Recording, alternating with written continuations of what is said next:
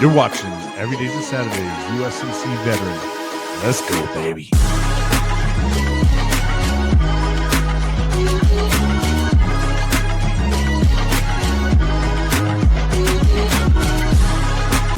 And here's your host, Brian. What's going on, friends and family? Thank you guys so much for joining another great interview. I am so excited for today's show. This is going to be a great one, and it's going to be a unique one. You know, we have a husband and wife team on the show, and they're doing some great things. They're traveling the world, spreading the word about those that gave the ultimate sacrifice. They're also interviewing Gold Star families, Purple Heart recipients. So they're doing a lot. They're doing a lot, to say the least, and they're busy. And I'm so excited for them both to be on here. Kevin is an Air Force veteran, Purple Heart recipient. He also Bronze Star with Valor, I believe it is. And I can't wait to hear his story. He's going to let us know everything. And then we have Lauren, his wife. We're going to get to know all about her and how they ended up getting to meet and tell us their great stories and what they got going on. But here to talk all about it is Kevin and Lauren. Hey, welcome. Thanks for having us, Brian. This is awesome. Hey, thank you. Thank you guys so much for being on the show and taking the time to come on and talk about all this great stuff that you guys are doing. I know you guys are on Facebook and stuff like that, sharing your guys' story. That's how I kind of found you guys. And I do believe that we have a community of friends that we kind of know some way or another, but that's kind of how it is. It is a pretty small community if you think about it. I admit I know Marines, far too many. Not a bad thing, you know. No, not necessarily, not at all. Not at all. But hey, I'm excited to hear you guys' story and hear where you guys grew up and how you guys ended up meeting and what made you guys decide to start Van of Valor and live in your van together as newlyweds. Yeah. So let's go ahead and turn it over to you, Kevin. We'll get to know you first, man, and then we'll have Lauren take over after. Okay. So like you, I'm from California, up on the Central Coast, a little area called San Luis Obispo. So I lived sometimes inland in Atascadero with one parent, and then the other parent out on the coast in a town called Cayucas. Probably never heard of it, but near Morro Bay, a little bit south of Monterey, that area. Beautiful area. What did I do? Skateboarded, surfed, all the typical things you would expect in California, and I loved it. You know, it was just a great way to grow up. You know, something about sitting on the ocean to this day, whether I'm sitting on a boogie board or throw a mask and snorkel on them down in it or diving or whatever, something about salt water in it is just brings me right back to my roots. But ironically, I didn't join the Navy. Or Marine Corps. I spent my time in the Air Force.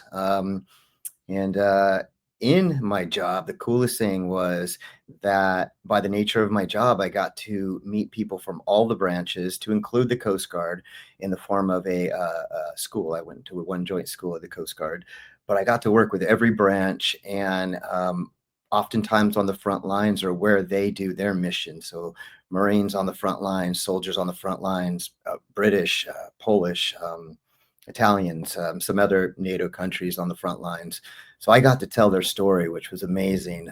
And we're still doing that. For me, it's never about me. And I saw on your intro how humble a lot of people like you and I are. But if we don't get out here and tell these other guys' stories, they just don't get told.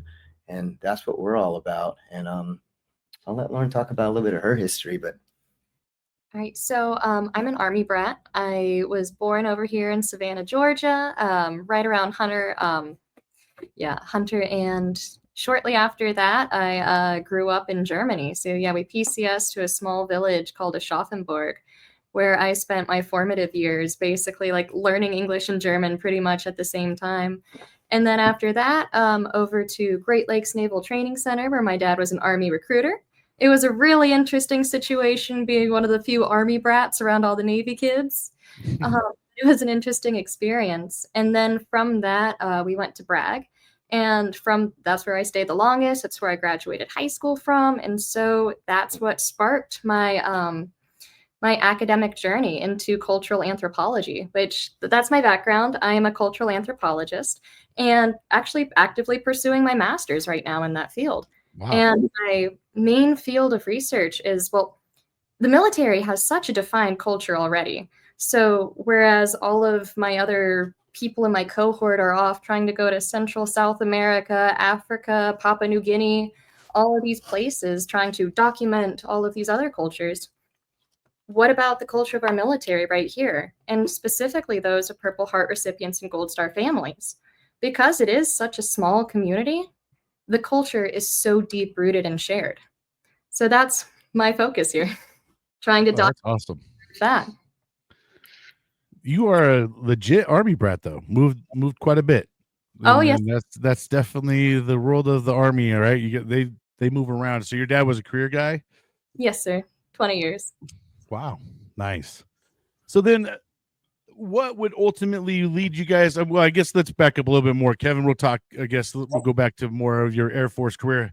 Now, Okay. what was your job in the Air Force, and how did you end up getting to be so lucky to have that diversity? You know, because a lot of us when we're in, man, we're like, oh shit, that's an Air Force guy, you know, or that's oh dang, that's a Navy guy, you know what I mean? Because we're not always around Yeah. other branches, you know, unless once I deployed, then all of a sudden I was like, and then I was around other countries. I was around a lot of British, Yeah. Australians, all that stuff. So, you know, Yeah. talk more about what your job was and stuff like that.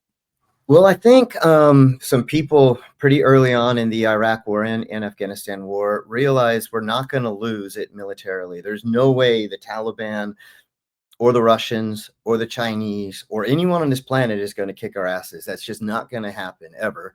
However, we have a finicky population and we could lose a war by public opinion again, as we did in, Vietnam, as we all sadly know. So some smart people up in the Pentagon decided rather than having Navy, Marines, Army, Air Force, and it was just the four at the time. We didn't have the Space Force, and Coast Guard was on a we're always on a different mission, unless they're absorbed by the Navy in wartime. So, but those four branches, it's like rather than using our public affairs, combat camera, these resources to showcase our own, they made it a joint thing out of Fort Meade where they brought all of the combat cameras together and then not just allowed but encouraged to one another to deploy with each other and work in that joint capacity. The interesting thing that they found early on is the Marines and the Army are oftentimes more prone to pick up their rifle than their camera, which I have done multiple times as well. However, I still have a job to document history, and some of the intelligence gathered in the photography I took allowed us to, in one case, determine a IED making facility, well, we took it in a raid and then later dropped a bomb on it. But that intel comes from guys like me on the ground.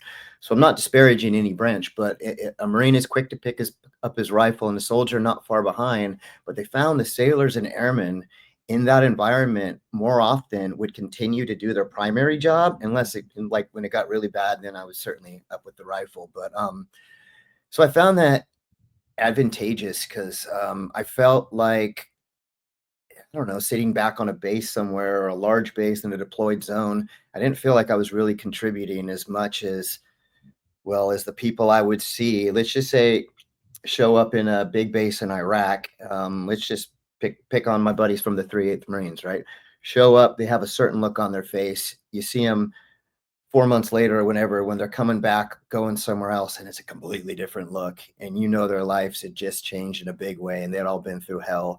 And meanwhile, I'm sitting over here waiting for our turn. And I just felt uneasy with that. So it's like anytime anyone asks me, hey, this Army infantry unit or this Cav Scout unit or these Marines, and then it grew into MARSOC and ODAs. As I continue to do more things, more doors open, and I felt like I could be in the situations that define our future as a country and showcase some of the bravest men and some of the bravest women in certain cases that I'd ever come across. Women in this really remote valley in Afghanistan once. There was a female engagement team that was, I think, driven by Army Civil Affairs, if I'm not mistaken, but it was a joint team, and combined joint. There was international people there, and it was seeing these people out, and maybe not on the front lines in the capacity of a ranger, but certainly out there on the front lines doing some really important stuff for the young ladies and women of Afghanistan.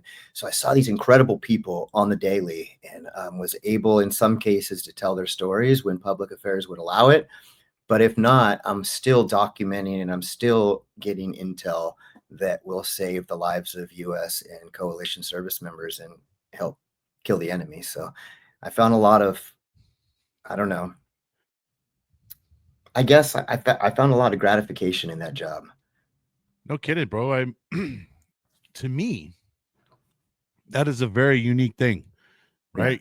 Like when shit's hitting the fan, you're sitting here fucking taking the shots, right? And that's got to be a whole thing in itself, right? Because you're seeing it from a different element and as well too, right? Like Yeah, I couldn't even imagine. They've made movies about this kind of stuff, right? There's photographers that are very instrumental on carrying on the legacy of some of these men and women. You might have had the last shot of someone, right? Like that.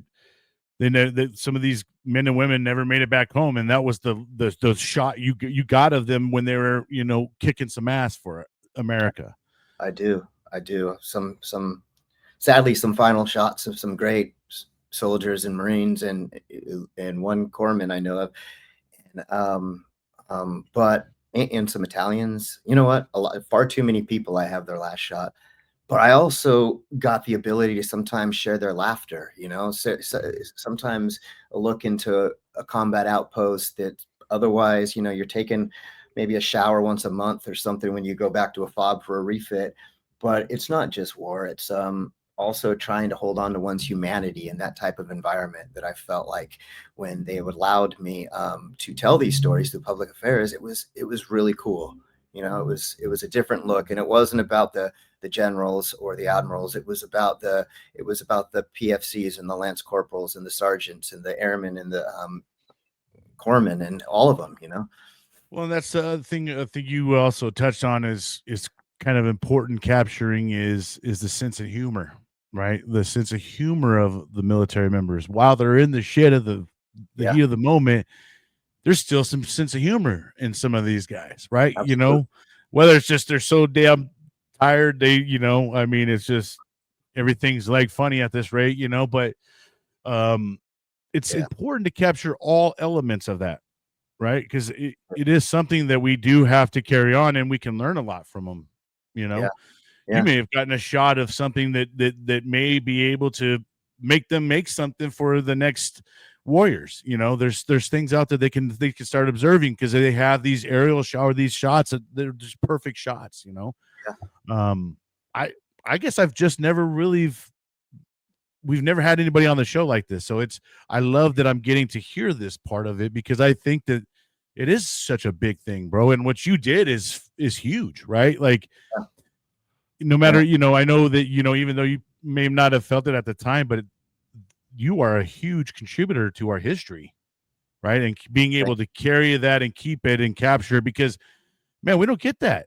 And now that times are a little bit more present and we have the equipment and we can make cameras a lot smaller, these guys ain't walking around with these big things on their, the old video cameras from the 80s, that were sitting on the freaking shoulders and stuff. We got little small things and you guys can sit there and make great shots that no one can ever capture. No movie could ever emulate. Two of my favorite shots happen in the same day. I'll tell you, there's one where, so this is a joint MARSOC Cav Scout mission. Two different missions happen simultaneously in the same place, everybody working together. And dude, it was RPG after RPG after RPG on our position, just took everything down that we had as far as sand walls. RPG flies over my shoulder. I take a hit where 5 of us hit with shrapnel. Boom, I go head first into a wall. I'm unconscious. I come to, There's just rubble everywhere, smoke everywhere, the smell of death everywhere. My vision's not good. I come back, I see a guy coming across the field, put a burst down that way. And then, like, I'm laying there just trying to collect myself. And I look up, and this Army Cav scout named PFC Ben Bradley, well, he's definitely not PFC anymore, but back then he was, if he's still in. But he reaches down, picks up his saw because he was wounded. He was hit in the leg with shrapnel. Um, and he's just standing there wide open. There is no, like, everything is crumbled. And we're all like screaming for a medic, getting I had shrapnel in my neck and everything. And I'm looking at him, and he just stands up like freaking Rambo, like just unloads his saw. And then, like, bullets are still whizzing by him. And he's just standing there like Holy an smokes. absolute maniac. But that suppressive fire kept us all alive. And he was wounded, by the way. So, like, getting to see those kind of things was like, I don't know. It's so incredible to see what a human being, especially when pushed to life or death, is capable of. And it's amazing. And Ben Bradley, I just want to share his name out there because he was a real good dude. Yeah, man, say their names for sure. Yeah, it's incredible, right? Like, if you hear about, that's one thing in the Marine Corps is they teach us a lot about the history. Yeah. You know, a lot of people don't realize that about the Marine Corps. They give us a lot of knowledge, and because we got to learn the Navy structure as well, because we're Department of the Navy. So there's a lot that goes into it, and they make us learn a lot of how we got there, all the great stories, the Medal of Honor recipients. And you just hear story after story of men and women fighting to their last breath. I mean, and we're talking like bodies riddled with bullets and still laying down rounds until their last breath. Mm-hmm. It's just amazing. Like, and it's too bad we can't capture a lot more of it. I mean, I don't think that the average human can actually prepare themselves for what is on the other side of that picture. Yeah. Sometimes, right? Because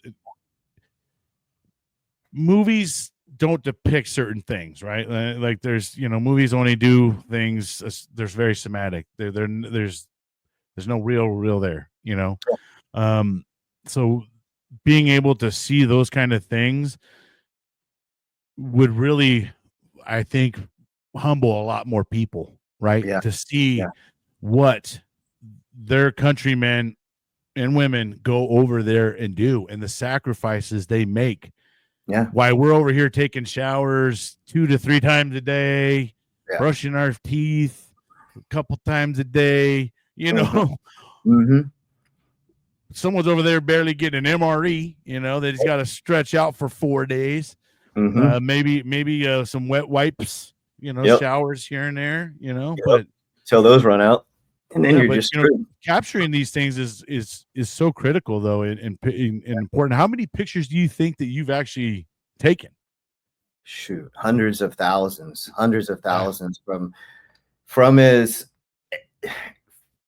wide of angles, literally, as maybe being in a C-130 dropping, supplies out the back, to dropping with them, to being on the ground with them, to being out with like I said, some dudes that are on, I don't even want to talk about them, but some ODA dudes and some MARSOC dudes that were just like incredible.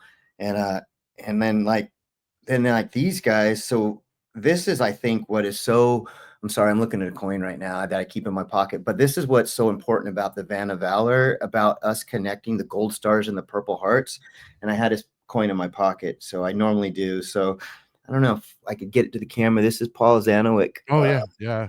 Yep. It's Yep. awesome. Corporal.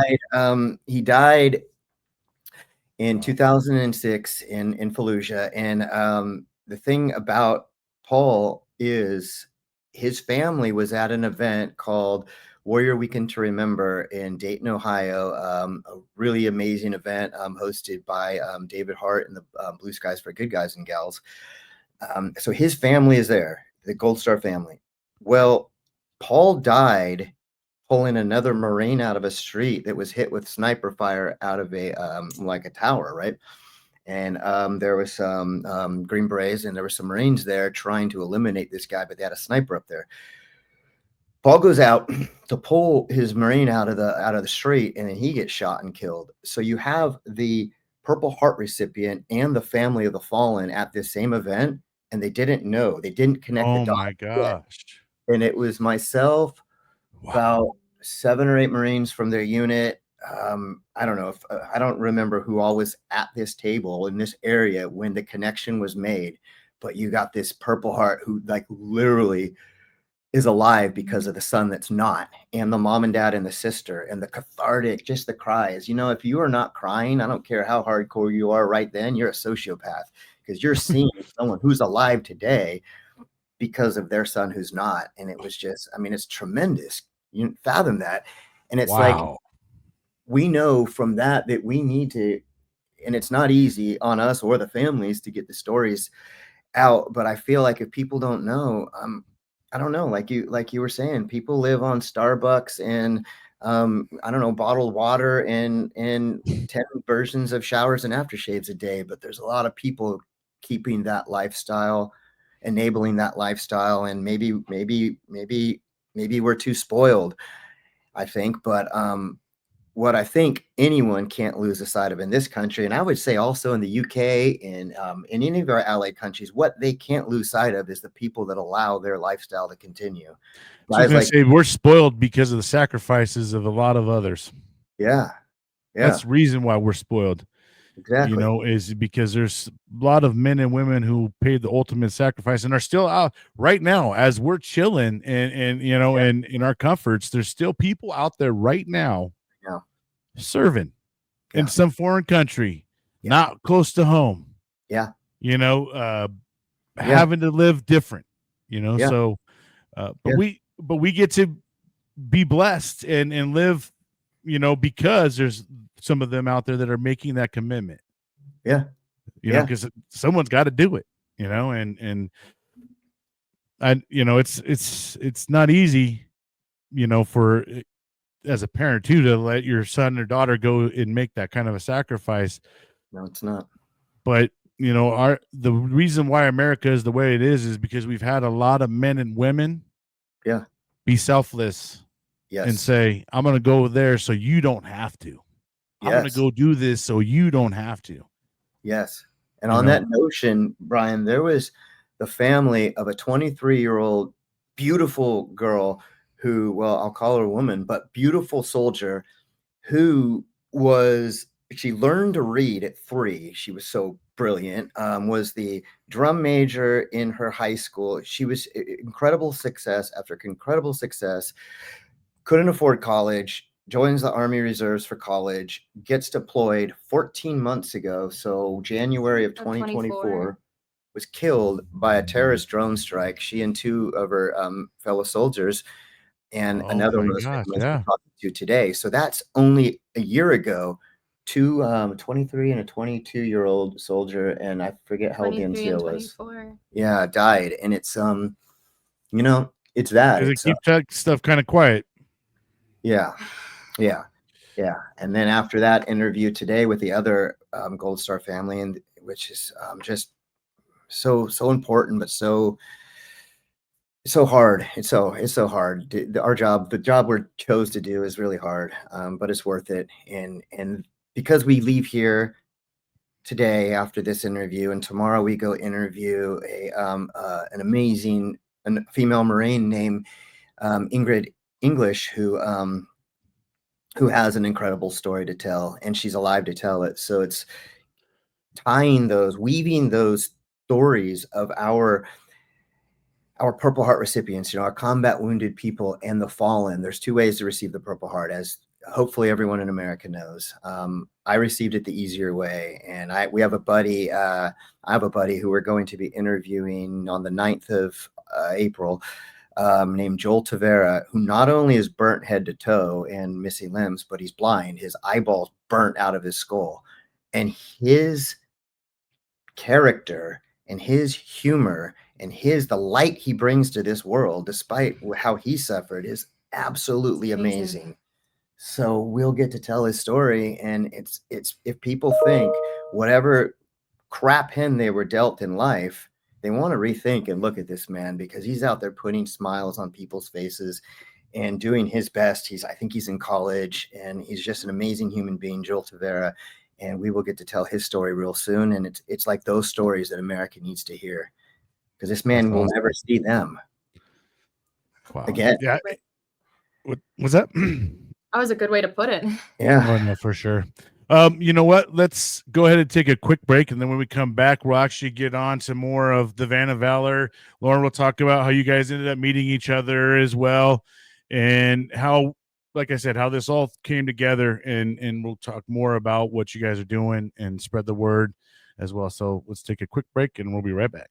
Perfect. Join us for Hero Stock, a special event dedicated to honoring our veterans and first responders. Experience a day filled with incredible live music performed by those who served and protected our communities.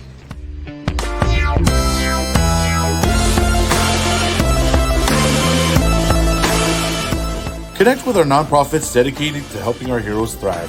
Discover the services available to support our veterans and first responders in their journey.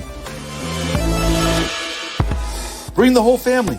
Kids will love the fun activities designed just for them.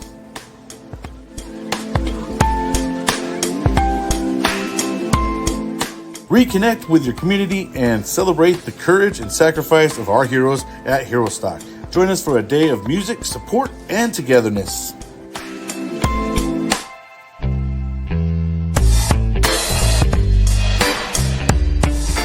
Check us out today on www.herostock.org.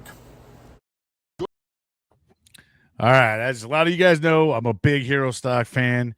And this year for 2025, it's going to be August 23rd and the 24th in Ashland, Nebraska. So try to make your way out there and we can have some fun. All right, now back to you guys. And all right, Lauren, we'll go ahead and talk a little bit more about how you ended up meeting Kevin and the inspiration of doing what you're doing. So now through your school, are you actually contributing to school through doing this as well? I am. So Wow. these interviews are technically getting written up in addition to the journalistic and more easily digestible way of being able to receive these interviews. I am writing them up as ethnographic field interviews. So at the completion of this whole year, this whole project will count as my field research. And at the end, it'll be in an academic style repository that will be donated to the Library of Congress and qualify for master's thesis. Wow. That's like a win-win for you. Yeah, and for a me, win-win for all of us. Yeah.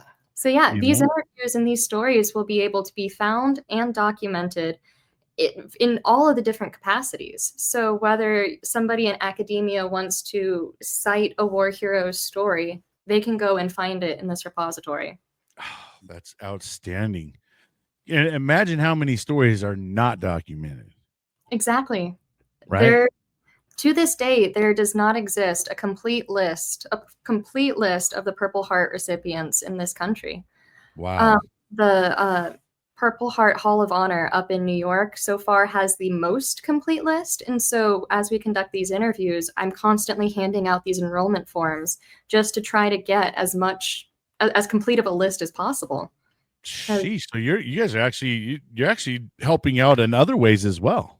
Yeah. Yes. Well, there was a Green Beret 3 days ago. Let this sink in. A Green Beret who has the I forget the Army's version of the Navy Cross, the Distinguished Service Cross, right? A Silver Star and four Purple Hearts, and he's not in the Purple Heart Hall of Honor. It's like, what? Why? How many more times you want him to get shot?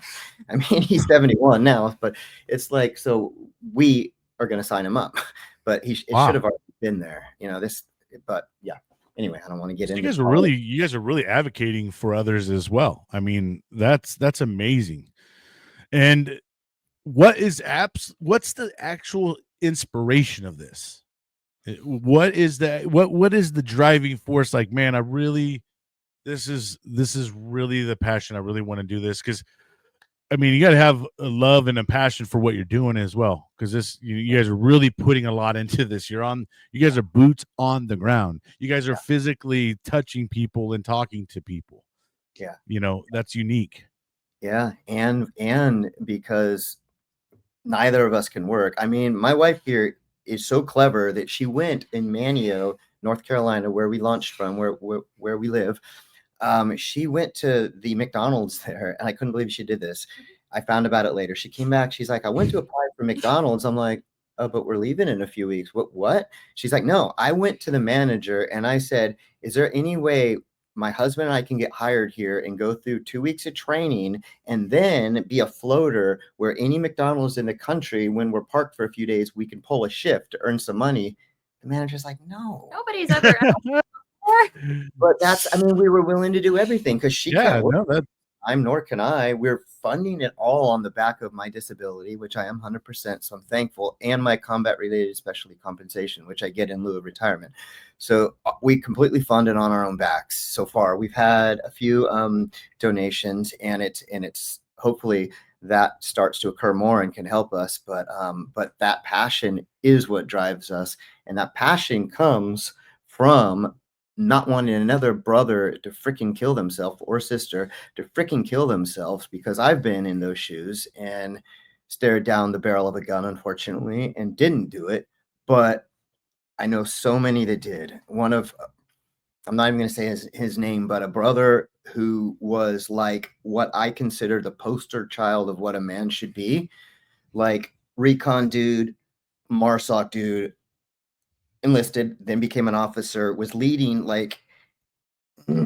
and he offed himself. And it's like, if that man can't live with his demons, there's no way I can, And then I thought, how many people out here are going to continue to off themselves until I don't know, we go out there and we grab him, and I'll tell you his first name is Sean, and grab him and shake him, and Sean, you're not going to fucking do that, is what I should have done, but I didn't know. And now I'm gone, and I can't go back. So it's going out to do this biggest buddy check that has ever happened here on the lower 48, because we will drive anywhere. And that's what's different, I think, about us, is that we're not saying, hey, Korea war veteran or Vietnam veteran who could barely walk, get your ass on a plane and come to DC so we could tell your story. We will drive to their door, no matter how large the highway or small the trail. If our van can get there, we will. And if we need to park in, let's say, somewhere in Louisiana and rent a fan boat, I'll figure out how to drive the damn thing. We'll go across the swamp, because we want to go to their door so we don't lose that story.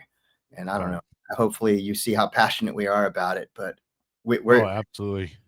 When I thought I got her to do it for a year, I thought we won. And she was telling me, I think we can do it for 2. I'm like, you can't put 2 years of your life on hold. I can, but you can't. But I think maybe it's going to take 2, actually. So we may. Yeah, I think that's the road we're going down now. But it's too important not to. Something that I've always started putting into perspective a little bit is when I start to hear our brothers or sisters taking their own lives, is we're really giving that number back to the enemy. Yeah, we are. Isn't that crazy? Isn't it? So we're still losing men and women at the hands of the enemy without them being here. And that's the fucking part that gets me a little bit on the irk part, is now we're giving into them motherfuckers and giving them points. You know what I mean? And that just I guess that bothers me a lot. Right. And it really bothers me that we can't get a handle on it, because like you said, there's some of these men and women, you can't even tell that they're thinking this in their head, like, I'm going to go fucking off myself today. Some of them never give us any kind of inclination of that's going to even happen. Mm-hmm. I've heard stories of men and women that are part of organization against it, and they did it, right? So, man, how do we stop it is the biggest thing. And I think a lot of it is letting them say, hey, you're okay, bro. Like, it's okay not to be okay, man. You're gonna make it through it, though. Because a lot of us been through the mud, and it feels like quicksand, and it feels like, gosh damn, I'm not going to get out of this place. Yeah. But I'm here to say, bro, and I look at my life now kind of like climbing a mountain constantly, right? Yeah. You're going to hit some areas where you're making that stride. But then, the storm's going to come sometimes, and then you're on a slippery slope, and you really got to dig in sometimes to keep on going before you fall all the way down the damn hill. Yeah. And I think by getting these stories out, telling everybody's story, letting them know they're very significant, right? And that's the other part is we glorify other people that probably don't deserve the glorification, while the men and women that kind of do deserve the glorification are sitting in their freaking dark garages in their home, in their bedrooms, out in the forest somewhere by themselves, because they just don't feel, I feel like a lot of um, veterans don't feel received, right? And very well received sometimes. Yeah. And a lot of people don't understand us, or don't get us. We're very misunderstood community. Yeah. And I think that's why it's so important to get the stories out and talk about it, right? And that's why I love the podcast world now. And I didn't realize how much of a vessel it would be to where now I can use this and spread the word too about all these great stories that men and women are doing, whether they deployed, whether they didn't deploy. We all have a story, right? Oh, yeah. Oh, yeah. And dude, you have a very unique story, and not there. I don't know how many photographers we have in the military in general, but I can't imagine that that's a wide range of, No. we have a whole bunch of photographers, right? Like, so that's got to be pretty unique, and especially, dude, you're in the combat zone while the shit's hitting, boom, and then you're like, you're probably thinking like, can I get a shot now? Like, fucking, where you're you can hear the buzz going on in your ear, the ringing, and you're just like, fucking getting the shots.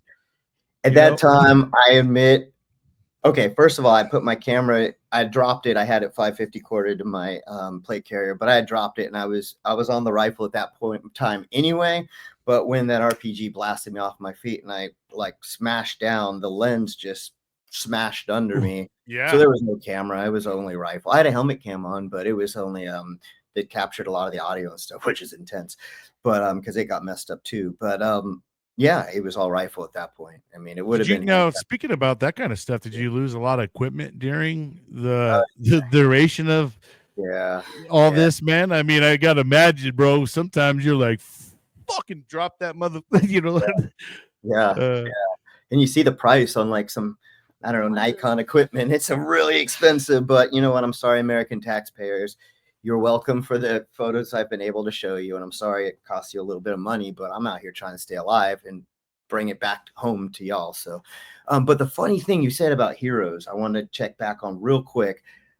The family of a fallen young lady named Sergeant Brianna Moffett, Army Reservist, that we interviewed yesterday. In that interview, the mother said that the daughter, more than anything, always wanted to go to a Nicki Minaj. Well, she had been planning her birthday tour, as she called it. She had all of these concerts that she was going to go to. Yeah. And Nicki Minaj was her favorite, and that was going to be stop number one as soon as she came back from deployment. But here's my point. She loved Nicki Minaj. She wants to go see it. I don't know how to get the ear of Nicki Minaj, and I don't really care about her music, but I want Nicki Minaj to love Brianna Moffett as much as Brianna Moffett loves Nicki Minaj, because something is back freaking asswards in that.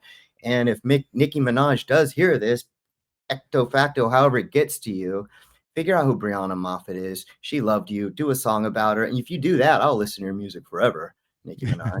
So if you're hearing this, Brianna Moffett loved you, wanted to be at your concert. And I think as a society, this is what we have backwards, is our heroes may be talented in a variety of ways, but they're not heroes.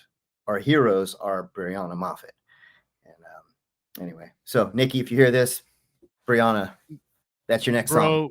I think you bring up an amazing point, though. It is ass backwards. It is. Think about how many of the military members we have favorite, musicians and all this, and we bought their CDs while we were in the shithole. You know what I mean? You think they were really giving much thought of us, what we're doing, right?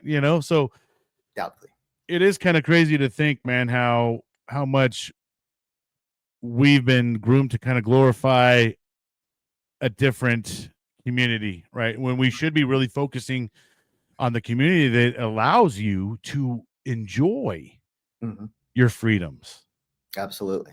by Absolutely. sacrificing their own sometimes. Yeah. Because let me tell you, when you're deployed, you lose a lot of your freedoms. Yeah. You are now at the freedom of wherever you're at. You know what I mean? There's Mhm. so yeah, I love what you guys are doing. And I guess we'll kind of circle back more into like how you guys ended up meeting, and then when you're like, hey, let's live in a van together. That's oh yeah, well, I know actually you guys started off in a boat and all that stuff. So let's Lonely Island. We go were on back a to that a boat. little bit. Yeah. Well, before I tried to shift my academic focus on our military communities, I was really interested in fishing communities. Well, hey, it's really hard to develop a proper rapport with fishermen and get accurate depictions on what they're catching and where they're at. So you have to pretty much embed in the local culture for a while before they'll even start speaking the truth. And so that's what I was doing. I was brought out to the Outer Banks for the very first East Carolina University semester at the C program. And out there, my internship was basically translating scientist jargon into an exhibit that anybody could understand about the current advances of marine hydrokinetics and being able to utilize North Carolina's blue economy. So harnessing wave and tidal energy. Big brain, big brain. Yeah, I was like, oh boy, she's starting to use a Yeah, lot get of out big the door. words. But yeah, that was my job for about 2 years. I was there 2 years in a row, and well, COVID hit while I was out there, and I didn't have a driver's license that had an address in the county at the time because I was a student. So I did get kicked off the island. She got deported. I got deported in my own country. Oh, that's great. So it was not wanting to get deported a second time. I did have to sneak back into the island.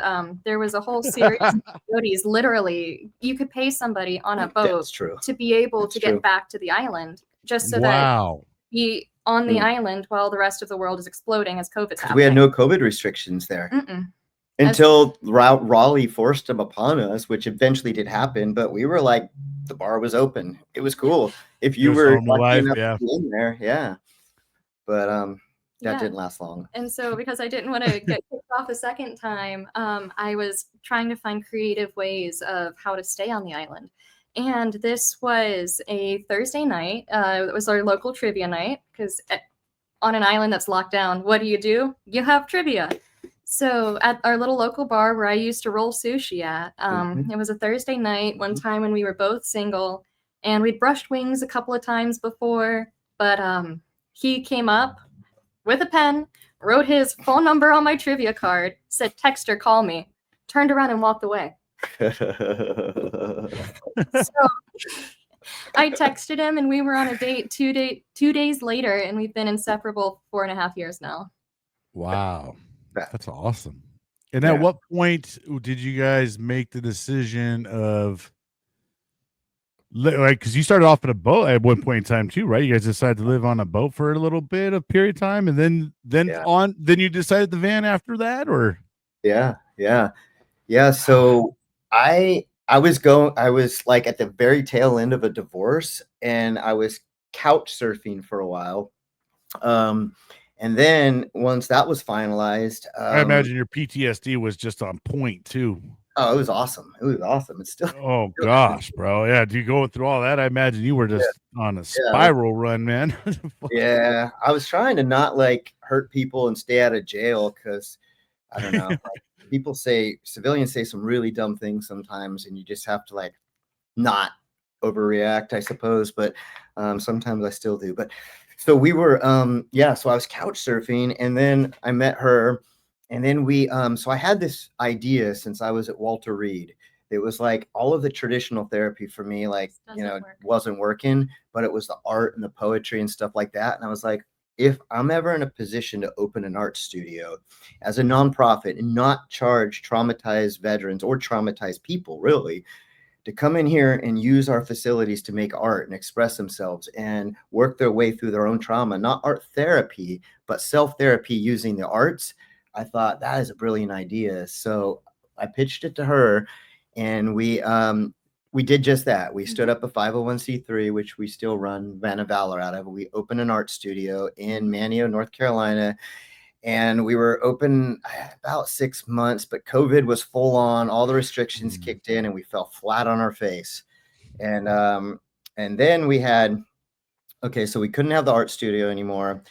Had nowhere to live. She was about to be kicked back off the island again, and she had to go also up to a semester up in Greenville, which would be about a 2-hour drive for her. So we're looking at just all the logistics at it all. And I have about, I don't know what I had, maybe about 14 grand or something in the bank, and she had about 8. And we looked and we saw this boat, and we're like, if we chip in on this boat, we can pay a marina fee of $300 a month, which there's no way you can get rent for that. And that includes utilities, it's water, electricity, as well as a house for showers. Yeah. Okay. So all that flat fee for $300. So we ain't finding nothing like that for $300. Yeah, and we bought the boat. And we went all the way up the rivers, off the ocean, on the Outer Banks is on the ocean, of course, up to the town called Little Washington, where she can commute back and forth to school. And that's where we lived, on that boat. And then we sailed it back down to Manteo, back to the Outer Banks, and lived there for a while on the marina there. But we just spent like more than a year living on a I don't even know how many square foot apartment that'd be, probably about maybe 60 or something. 60. It's like about a quarter of a normal American hotel room, in total. But then we had a deck up top, but also we were on the water where dolphins would swim by. I mean, it was amazing. Absolutely beautiful. Wow. That's gotta be wild. Did you guys ever hit like rough waters out, like where you guys were doing it or anything crazy? Yeah. Okay, so there's an interesting spot called Bath, North Carolina, and that's actually where Blackbeard is from. And every single time we've tried to sail or motor or even kayak around that little area, no storms on the radar that day. It's supposed to be perfectly clear, but every time we're in that spot, a massive mystery storm comes out of nowhere and spins us around. Like 3 times now. Three times. Wow. Either Blackbeard hates me or her, both. Or maybe it's our dog that Blackbeard hates. Strike 3, bro. Strike 3. That's yeah. Don't wear that spot. The worst time it was it spun our boat in 13 corkscrew spirals. Yeah. We had a program called Navionics, so on the iPad it tracked our route.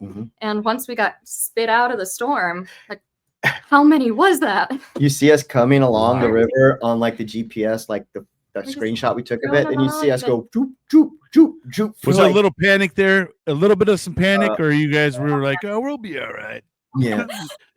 We had about three spins. I think I would have been like, "Oh no, we're going down the toilet bowl." Right? Yeah. We had our scuba gear on board and one full tank between the two of us. So what I told Lauren, I'm on the helm, and by the way, the lightning, like I'm getting shocked. It's a metal steering wheel. Oh damn, dude! You guys getting and everywhere. So as you hold the steering wheel, it creates a complete current. Yeah. Oh, and her mom, wild. Her mom, who always knows when something's not right with her, called. And I'm glad she did, because it gave her some moral support. But the most inopportune time. So when she gets off their guys are in rough waters in the phone rings? Yes. Yeah, she's on the phone with her mom, and like furniture goes boom into the side of the. It nearly took out my knees, and I'm like, "Mom, I gotta go." She's like, "What was that?" I was like, "The table just moved. Gotta go." We told her later, but we didn't have time to reassure someone at that time. So Lauren gets off the phone, and I yell at her, "Get the effing and the scuba gear in the tank," because I'm thinking we're gonna throw on our BCDs. One of us will wear the tank. We'll split it with the octo, and if we're gonna get like if it all starts sinking, we're gonna swim away the storm, and we can find our way to the shore because we're just gonna go straight west. Yeah. Wow. Thank goodness. Well, after the storm had us caught, we let go of the steering wheel gently, and so it was able to not break the rudder. Yeah. Just let it, kind of let it do itself. Yeah. And it righted itself, and we were able to, as soon as we came around that corner on the water, the storm disappeared. Yeah. And then we were were you just like, what the fuck just happened? Like, what the fuck? And talk about being underqualified. Remember earlier when I said I never wanted to join the Navy? At that moment, I was like, I should have been a bosun, a Coast Guard bosun, man. I know how to steer myself out of anything. This shit sucks. I know at the moment you're like, I'm done, never coming back here again. Yeah, never on a boat again. If you guys if you let us out of this, I will never go here again. Yep, and we Oh haven't. my, The that's great. third time we learned our lesson. Was too many. I figured a kayak would be okay, but no, Blackbeard does No. not want us in his water right there because he's like, "Bah!" Mystery story. What made you guys end up deciding to trade in the boat and then decide to get into the van life? Or did you guys do something in between? No, but we still have the boat. We're actually trying to sell it now, and we're going to donate the 100% of the proceeds if anyone want to buy a really nice sailboat to this van of Valor. 1987 Catalina 30 foot. right? It's really nice, and we get it. 100% of it will be considered a donation to 501c3, write off on your taxes, and we're going to donate it all of this and keep this thing going. So we actually still have the boat, which is an asset, and I'm thankful, but we're also paying a marina fee and not in it now. But yeah, what still, huh? Yeah. But what got us into the van was it was that event up in Dayton, Ohio, and it was like noticing the age of a lot of the Vietnam veterans. And then Lauren and I had lunch with a man named Tom Higgins, and it was like in this moment, and it's a lot of these Vietnam veterans we were interviewing in the beginning, that their wives and their daughters, like there was a different interview we were at where I was talking to this gentleman, and his wife was sitting on my left and my wife was on my right. And I could see, so it was awkward at first, and he wanted to know a little bit of my story, and I shared some things, and it's like, oh, fellow snake eater, whatever he saw, he's like, whoa, and just started like, spewing. And the wife was like, I have never heard this. And I'm like, when it happened, I'm like, just keep going. And I wish I was recording stuff back then, but it was like at the end of it, she's like, I have been married to this man since before Vietnam. They were married when he got drafted, and I have never heard any of this.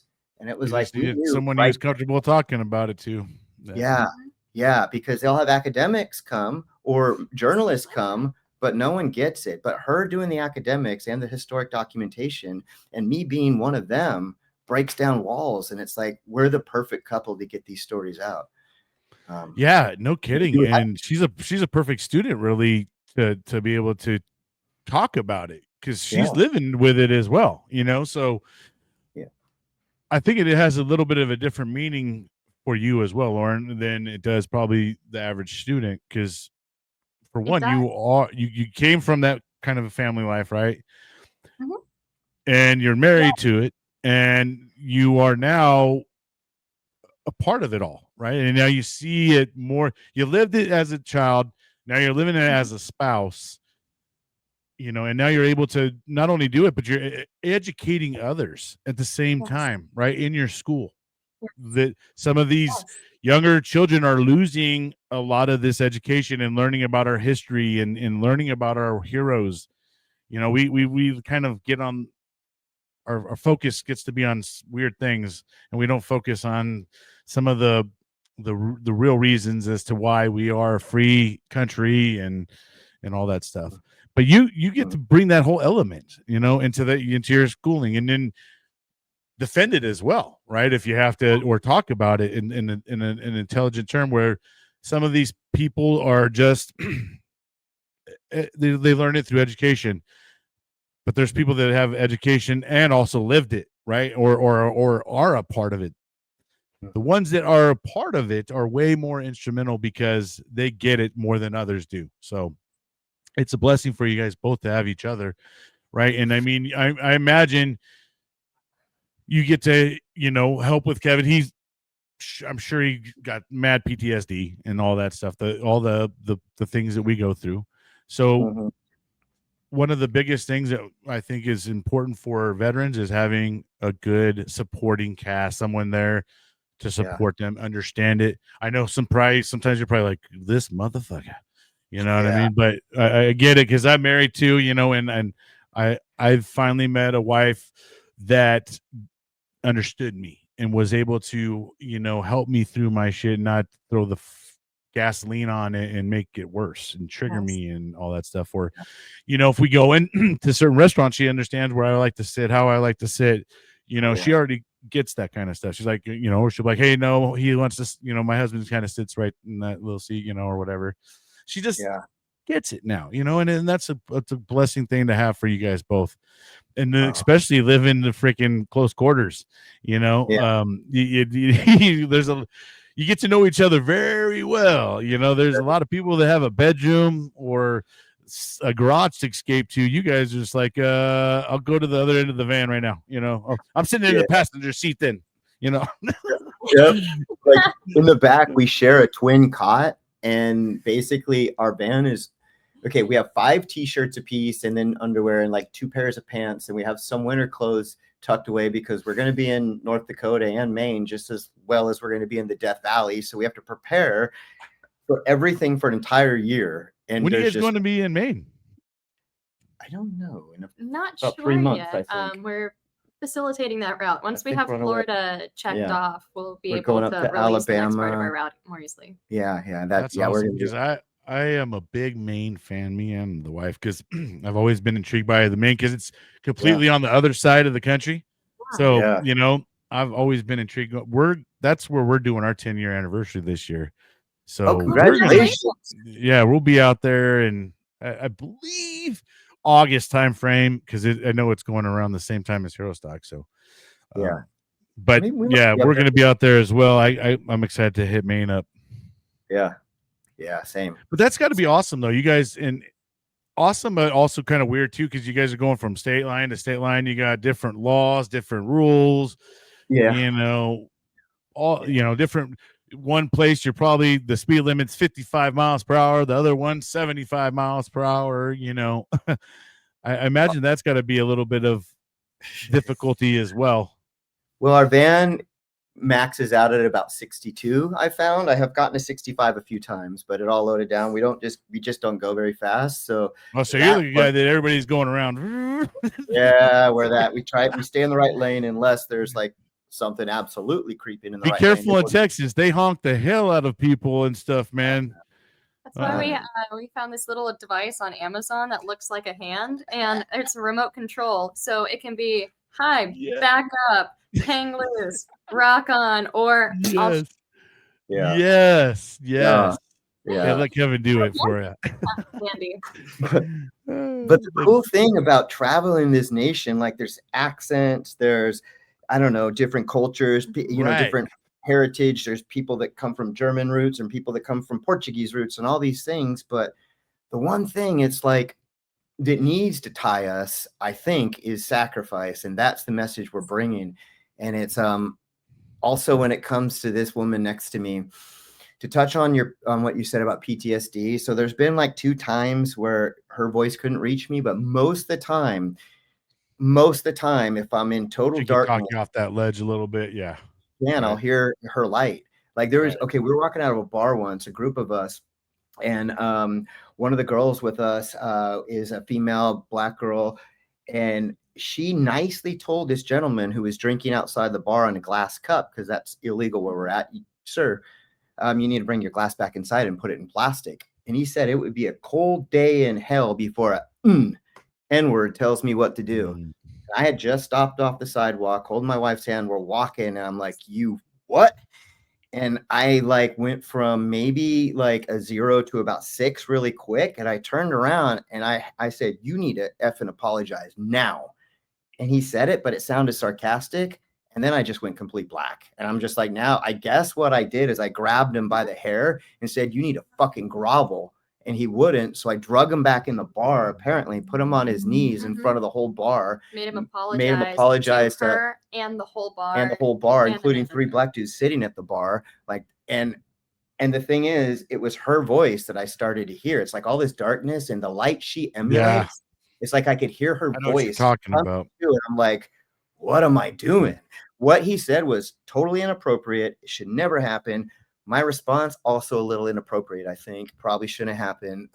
But that's why I really need her for this, because I'm not there yet to do it on my own. But she's the voice of light that keeps me grounded, and but I also feel like I should have stuck up for my friend Zay, just not in that, just maybe not that violently.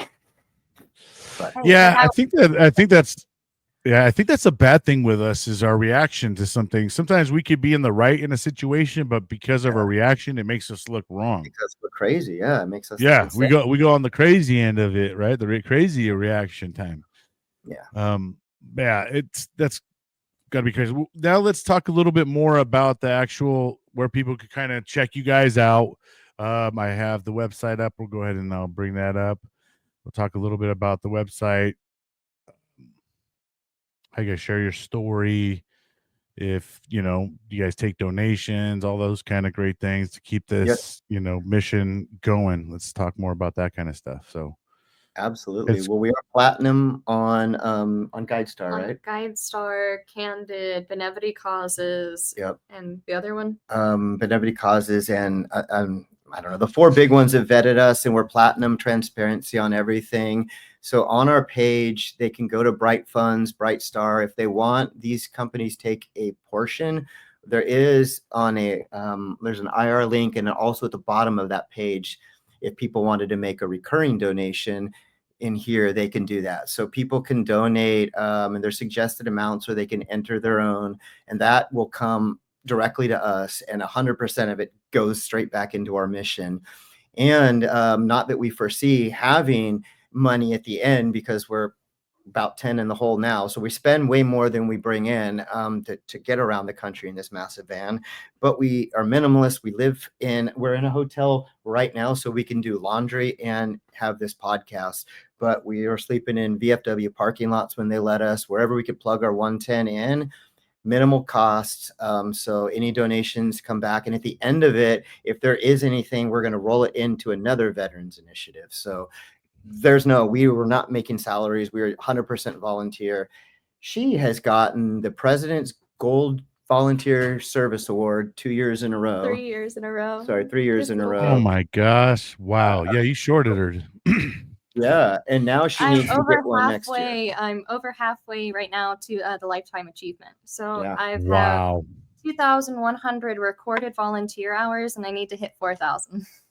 Wow. That's awesome. Man, you guys are really doing some amazing things, and It's worth it. They're worth what a selfless way to live your life.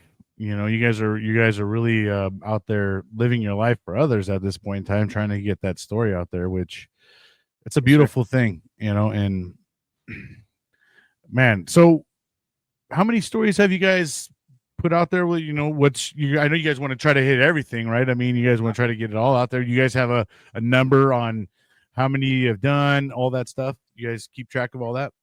Yeah, we interviewed a Vietnam veteran named Ed Nixon. Following that, we interviewed another. This guy was a Vietnam veteran, also Operation Iraqi Freedom, and also OIF, OEF. Served Dang. 28 years with big breaks in the service, one of them being 6 years as a highway patrolman, another break as an EMT. But so anyway, like several wars, 4 Purple Hearts. And then we interviewed another Iraq veteran, 2 Gold Star families, another Purple Heart from Vietnam, a Coast Guard Purple Heart recipient from Vietnam. Really interesting story. Just a traditional coastie. I don't remember what his rate was, but although we have it all in our interview, but he was doing normal Coast Guard work, I think maybe in Virginia or North Carolina or something, and he saw a flyer in the mess hall saying, they're looking for coastie volunteers to support the Army and the Navy in Vietnam, and he thought, well, I'll go to Vietnam. Oh, he was a cook. That's right. He was a cook at So first. he was going to go to Vietnam to help cook for the Army. He gets there, they stick him in a mortar pit. He's a coastie. He's like, ah. But anyway, he is, as far as I know, he's one of 4 Coast Guard Purple Heart recipients from the Vietnam War, I think, if we remember right when I did the research. I don't know if that's true or not, but we definitely did some research, and sorry, that was our first interview. So that'll be coming out. But any really interesting guy, Coast Guardman, earned it by supporting the Army. And then today we have another Gold Star interview. Tomorrow, a Purple Heart Marine. The next day, Gold Star family. And we have back-to-back interviews going on for almost the next year. We have 147 scheduled so far. But Wow. what will be synthesized down into our final product is right around 100. We will, at the end of this project, have a coffee table printed style book that will be photos of Americana. So as you flip through the pages, you can go from sea to shining sea while stopping and reading the stories of what keeps our freedom free. Wow. Who said that? Should have wrote that down. That's what she's here for. You know, I we can know. see that. We see that, right? Well, this is you guys' Facebook page. Let's try to give everybody give them a follow on Facebook. It doesn't cost anything. We're most active on our Facebook, and right now we are building the Instagram and YouTube. YouTube is where we are posting our videos. We have cool. Our first one. Well, Ed Nixon is up. Mr. And on Ed Facebook. Nixon went up just hour and recently. A half ago. Yeah, hour and a half ago. Yeah. We wanted to have just enough of our recorded interviews in the can so that while we're on the road, if we ever hit a patch where we just cannot upload something in real time, or another breakdown, where we can't get to an interview, we wanted to be able to have enough in reserve to be able to then continue the messages. Yeah. And that came from really good advice through Wreaths Across America, who have been doing this way longer. Yeah, and that was their advice, and they have at least 5. Yep, and we're up to like 7. So, and we're hopefully going to have a weekly radio segment where we're going to pull the audios off of our interviews, and we'll be there to talk as well on the air, but to have those through Wreaths Across America, which should further our message, because they have a huge national following, and as you see, we're just getting started. So they're our first big partner, and now you have us on. We've been on podcasts, so we're trying to get the message out there and keep this thing going until America's 250th birthday, which is when the book will release, and we should have radio segments, podcasts, videos, everything up until then. Yeah, you're looking at them right there, a couple of them. Yeah. No. I subscribed, so thank you. Thank you. Give you guys a little subscribe, and everybody else out there, go check out Van of Valor on YouTube. Go give them a little subscribe. It doesn't cost anything, guys. This is just helps them get their word out to the masses, and that's what we want to do. Is share these stories. It's not about them. It's about the stories that they're telling. So, and that's the important part about it. I think that you guys have a huge mission out there, and I love what you guys are doing. We need way more of it, and I love that all the people out there that are making still the sacrifices to make sure that these stories get told. Yeah. It is a sacrifice you guys are doing, man. I mean, I don't know if anybody understands that, but it's a hell of a sacrifice. Your guys' mission goes along with trying to line up interviews and talk to people while you're on the road. Yeah. That's just amazing. And I appreciate you guys. I love what you guys are doing. I hope we back at you, brother. Let's keep this, keep this going. You guys got my number. Let's keep a relationship open. I'm here for you guys. If you guys make it out to California, damn, let's go have, some dinner or something, hang out with each other. You guys can come stay and get a warm meal, all that good stuff. So, but do you guys have anything else that you guys want to share before we head out? Anything that we maybe didn't get to? I'd like to thank your followers and your viewers for listening to our story, and I hope now you become our followers and viewers, because we're all working for the same cause to keep people like us from killing themselves. And this beautiful woman right here, I owe her everything. So thank you. That's all I have. Yeah, definitely we're gonna make sure you guys get some more time in front of others. I got a lot of friends that are on podcasts and stuff like that who I'm sure would love to have you guys on to talk about your story. And that's all it's about, is let's get it out there. And also I'm opening it up to you guys as well. I have a platform called Military United Podcast Streams, and we have over 10K followers on there. You guys are more than welcome to share your stories and videos on there and stuff like that. So I'll try to make you guys an admin of that, so that way you guys can post and have another 10K eyes on it. You know what I mean? Just to get that out there for you guys. So this is, and then I want you to make sure you guys are added on to my Facebook group. Every day is a Saturday. Post away in there too. I'm okay with that. That group is there for everybody to share it. I don't care if it's another podcast. I don't care if you're selling, as long as it's, veteran related and you're not like killing it. You already know you're a veteran. I just say don't go asking our veterans for a lot of money or something, because a lot of our veterans are out there needing money. You know what I mean? So, I know. but other than that, I want you guys to have this story out there, and if anybody can help you guys with your mission, let's get you guys all the help you guys can, so you guys can accomplish this mission. We can get these stories to Washington and in front of everybody else, and they can see who our real true heroes are, and we can have appreciation for the men and women that serve our country.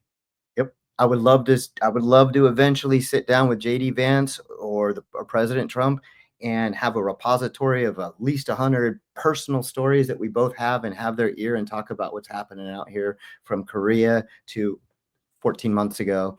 The losses are always going to keep coming, and it's a necessary loss. Our country deserves it and demands it, but we need to know the faces and the names, and we need to respect those who take that loss for the greater good of our country.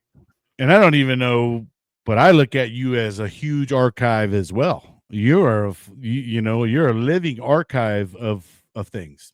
You've photographed a lot of things, bro. You've been a part of a lot of things. You are a living, walking archive for our country as well. So I think people need to be picking your brain a lot more, and you need to be putting out your stuff a lot more, brother, because you got a lot as well. I know you are, but that's why we're going to start breaking that a little bit and bringing you on, man. Start bringing that humble side out of you. But you guys are an amazing couple, and I love what you guys are doing. Thank you so much once again for coming on here, talking about it, and let's help you guys get your story out there as well. Hoorah. Thanks, Brian. Thank you so much. All right, guys. Thank you. All right, friends and fam. Well, that's going to go ahead and lock it up for another great one. And like I said, remember, go out there, give the Van of Valor. Let me put it up there. vanofvalor.com. Go over there. Go check out their website. Go give them a follow on their social medias, Facebook, all that stuff. And show them some love. Let's get these stories out.